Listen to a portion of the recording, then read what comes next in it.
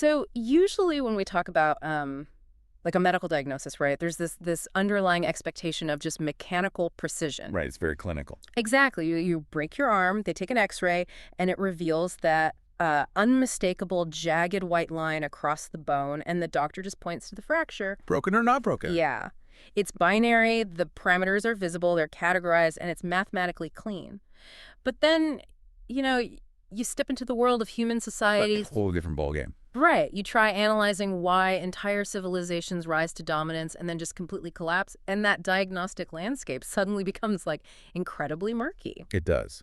Because we look at a failing economy or a fractured empire, and our immediate instinct is to blame this chaotic mess of variables. Like bad luck or... Bad luck, yeah. Or a random alignment of geopolitical events, or just the unpredictable whims of historical actors. We just assume history is messy because, well, humans are messy. Exactly. We look at the ruins of antiquity and we attribute their fall to isolated accidents. We don't see it as a systemic inevitability. We treat it like a tragic story instead of like a mechanical failure.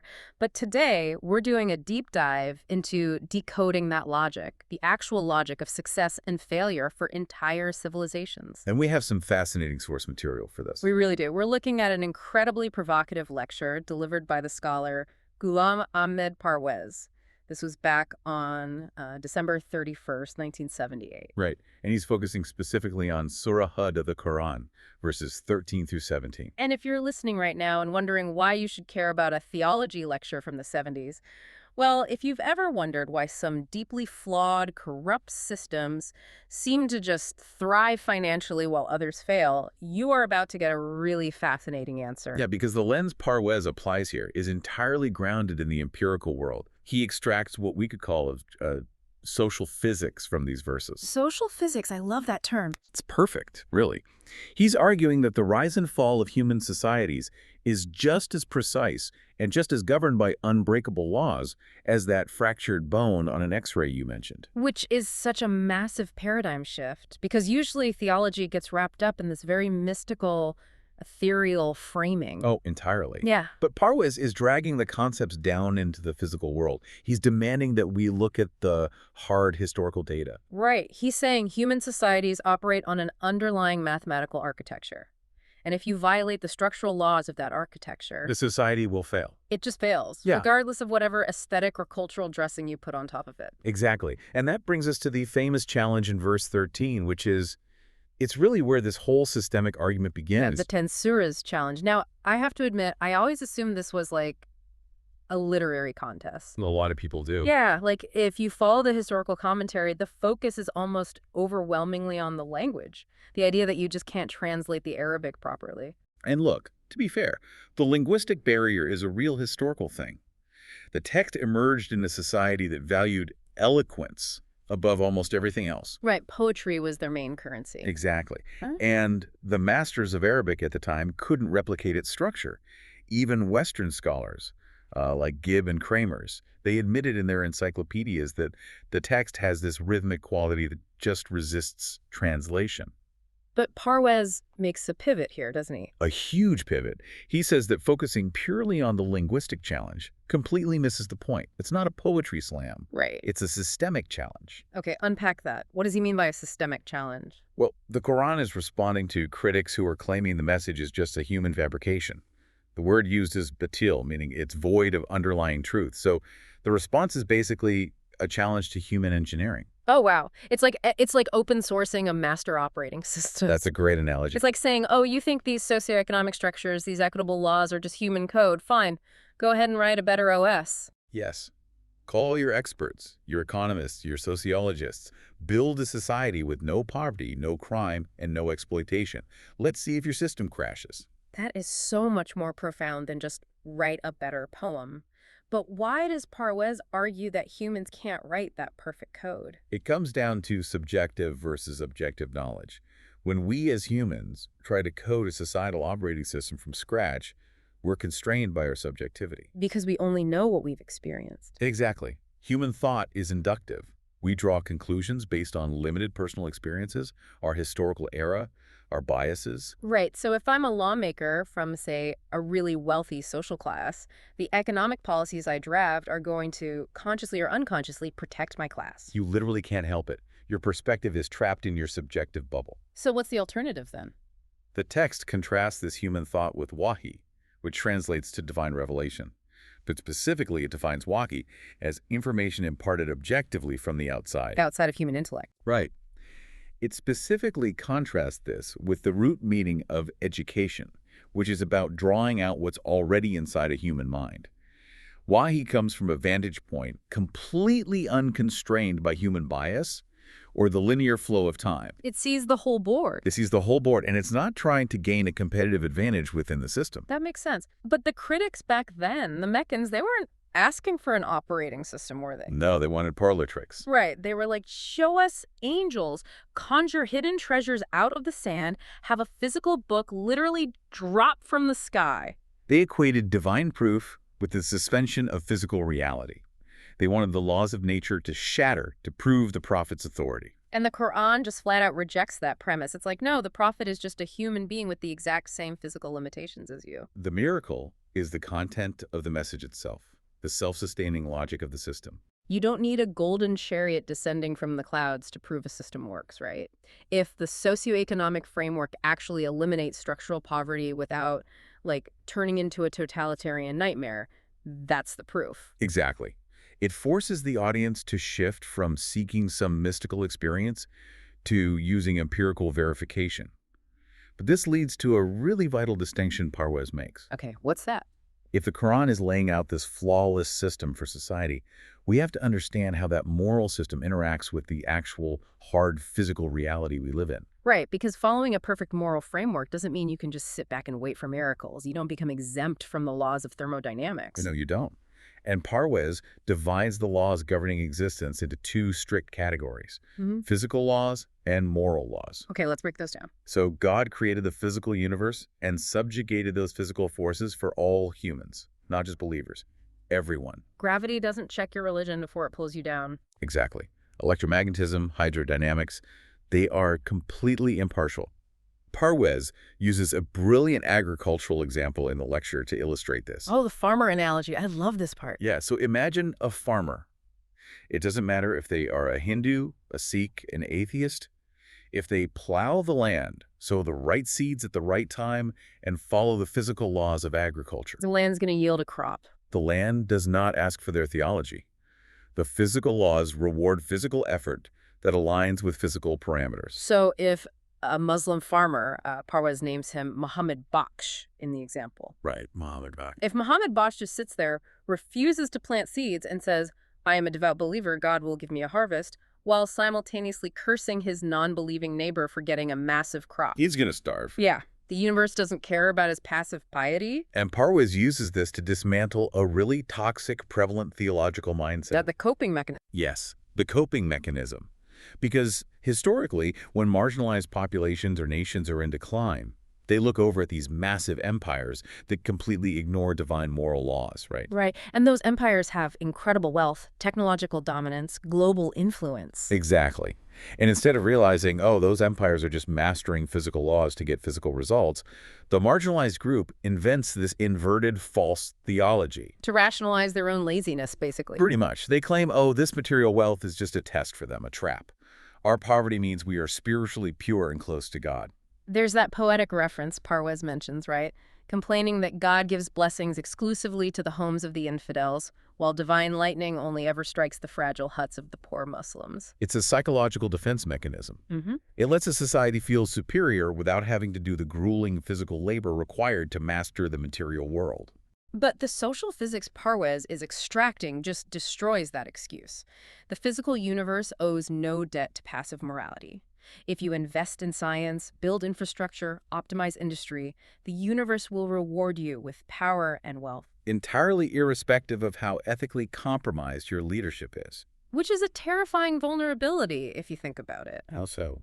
Well, if the universe blindly rewards physical efficiency, a civilization could theoretically just strip mine its own moral foundation to build a perfect economic engine.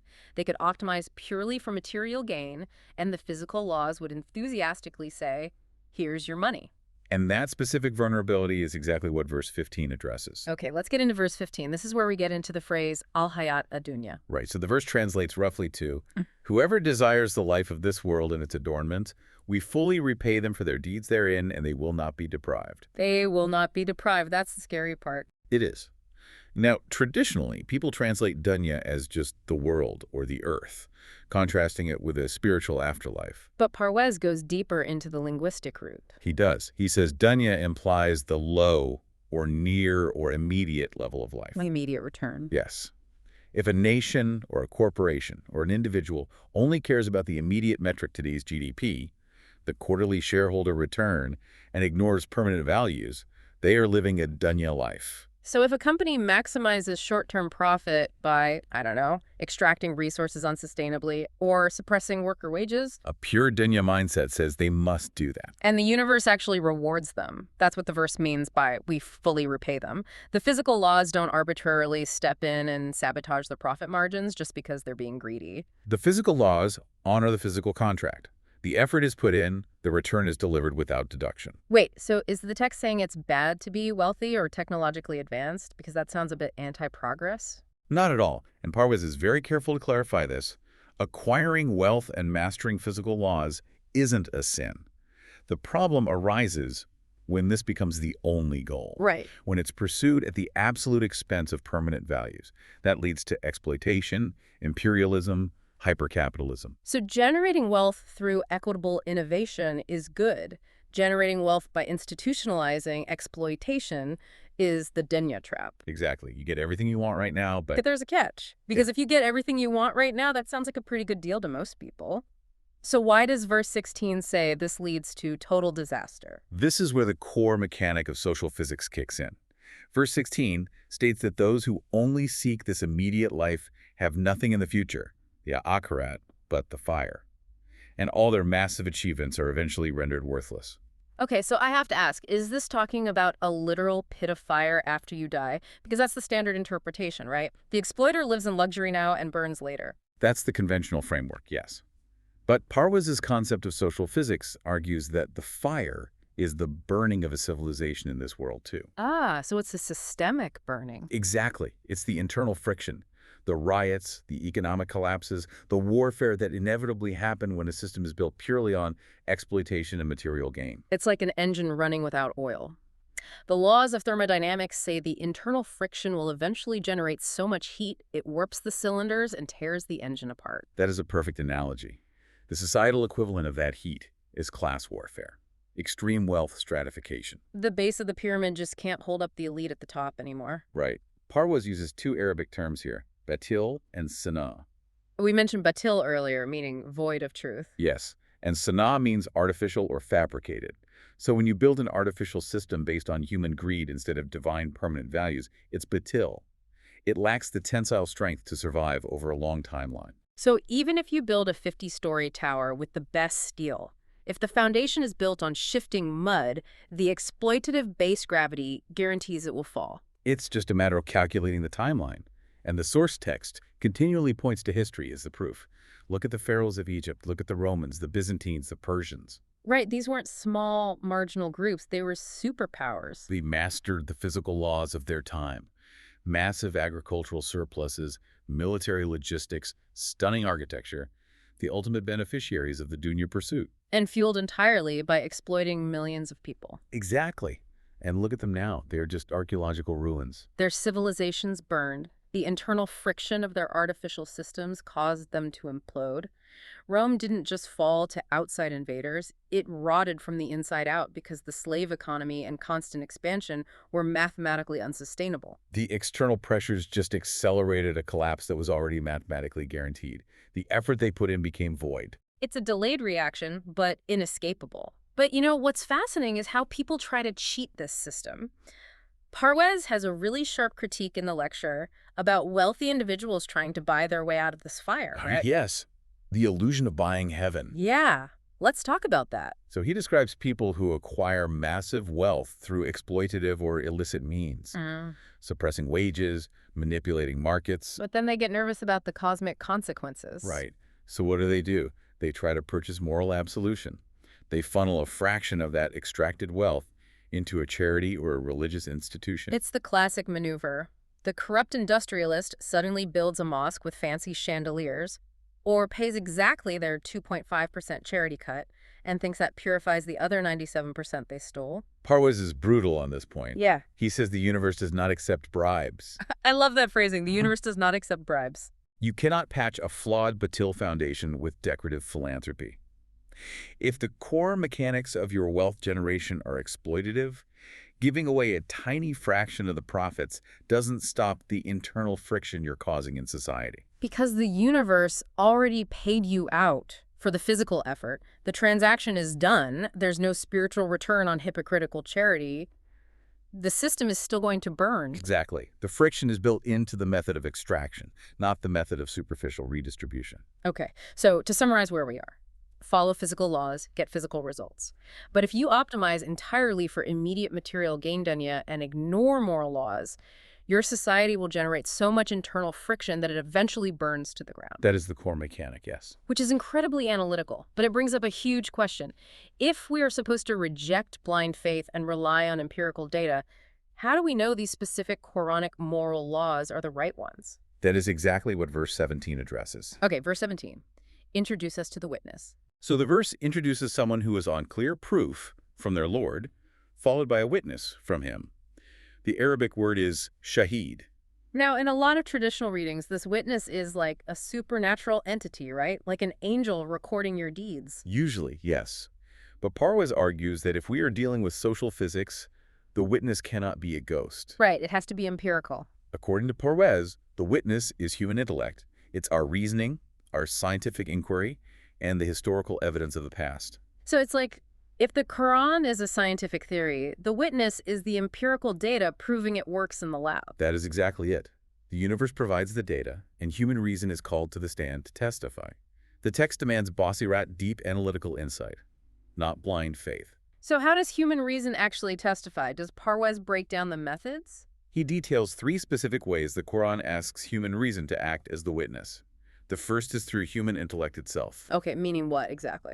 Meaning, as our understanding of psychology, sociology, economics, and human rights evolves across centuries, does the system proposed in the text align with our highest levels of knowledge? Oh, I see. Like, if the text claimed that the best economy requires subjugating a certain race of people, our modern intellect would act as a hostile witness. We'd say, no, modern economics proves subjugation throttles innovation and causes civil unrest. Exactly. The intellect would testify the text is flawed.